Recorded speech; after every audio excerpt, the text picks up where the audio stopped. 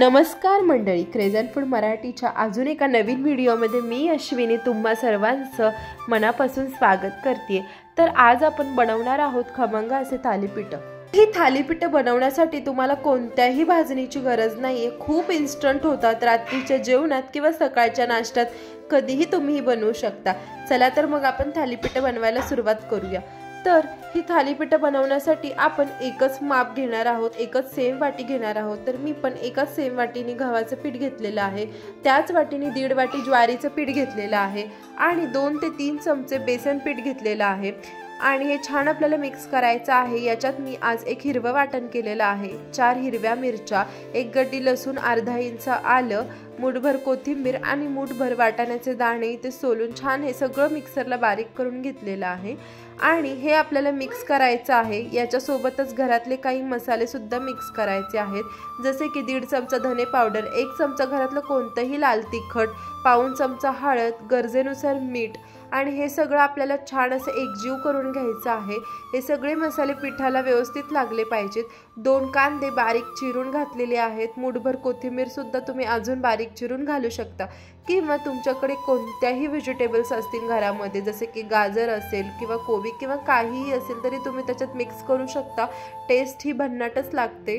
आणि ज्या भांड्यात आपण वाटण केलेलं आहे आपलं हिरवं वाटण, त्याच भांड्यात पाणी टाकून आपल्याला छान एक मऊसूत गोळा तयार करायचा आहे, जो की जास्त पातळही नकोय आपल्याला आणि जास्त घट्ट सुद्धा नकोय, मीडियम असं मऊसूत असं पिठाचा आपल्याला गोळा करायचा आहे।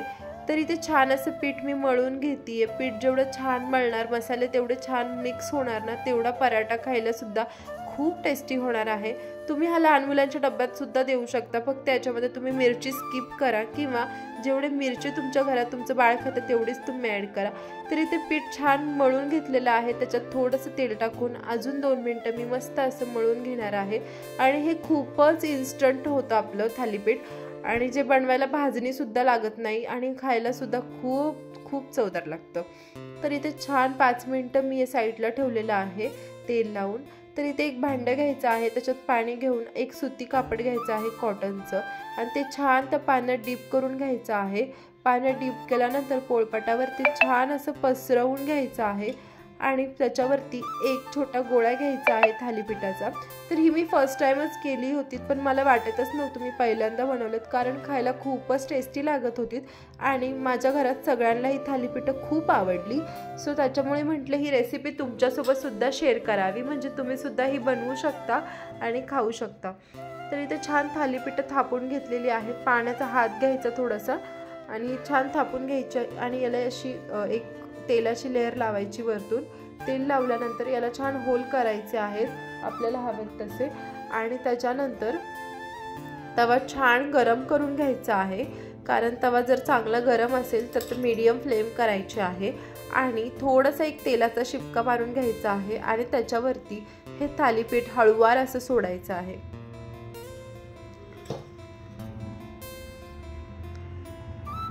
थालीपीठ छान असं सोडून घेतलेलं आहे। आता याला एक पाण्याचा हात लावायचा आहे वरतून। तर ही खालची साईड आहे, त्याच्यामुळे पाण्याचा एक हात लावल्यामुळे याचं ज्वारीचं पीठ आहे, हे जे थालीपीठ आहे ते पांढरं दिसणार नाही आणि छान असं हे आता तेलाची एक वरतून धार सोडायची आहे, मस्त तेल लावायचं आहे आणि खरपूस असं हे थालीपीठ आपल्याला भाजून घ्यायचं आहे। खूपच चवदार लागतं आणि किती भारी दिसतंय थालीपीठ, बघू शकता तुम्ही। अशा प्रकारे इथे मी सर्व थालीपीठं बनवून घेतलेली आहेत। तुमच्या आवडीच्या कोणत्याही भाज्या तुम्ही ॲड करू शकता आणि भाजणीची सुद्धा गरज नाही, खूपच भारी थालीपीठं झाली होती।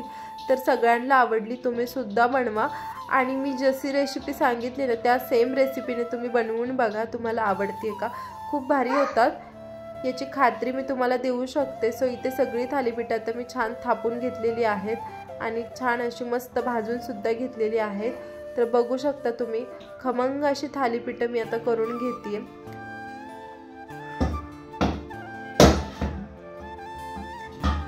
तेल सुद्धा छान असं सोडायचं आहे, म्हणजे थालीपीठं खूप खरपूस भाजतात, खायला पण तेवढीच चवदार लागतात।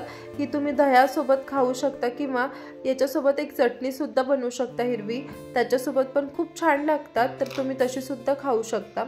तर याच्यात तुम्ही पालक भाज्या सुद्धा ॲड करू शकता, तुम्ही काही टाकलं ना तरी ही खूपच भारी होतात। तर आता छान अशी थालीपीठं मी सगळी करून घेते। तर मगाशी एक गोष्ट सांगायची राहिली, पीठ मळताना अर्धा चमचे जिरे, अर्धा चमचा ओवा आणि अर्धा चमचा किंवा 1 चमचा पांढरे तीळ आपल्याला याच्यात मिक्स करायचे आहेत। चला, सगळी थालीपीठं माझी करून झालेली आहेत आणि हे शेवटचं थालीपीठ आहे जे की मी आता भाजून घेणार आहे। आणि बघू शकता किती भारी थालीपीठं दिसत आहेत, खूपच मस्त झालेली, खूप छान भाजली गेली होती आणि खायला पण तेवढीच टेस्टी होती। आम्ही दह्यासोबत ही खाल्ली, खूप भन्नाट लागत होती चव। तुम्हाला जर हा व्हिडिओ आवडला असेल तर लाईक, शेअर आणि सबस्क्राईब करा आणि व्हिडिओ कसा झालाय कमेंट करून सांगा आणि तुम्ही सुद्धा ही थालीपीठं नक्की तुमच्या घरी करून बघा।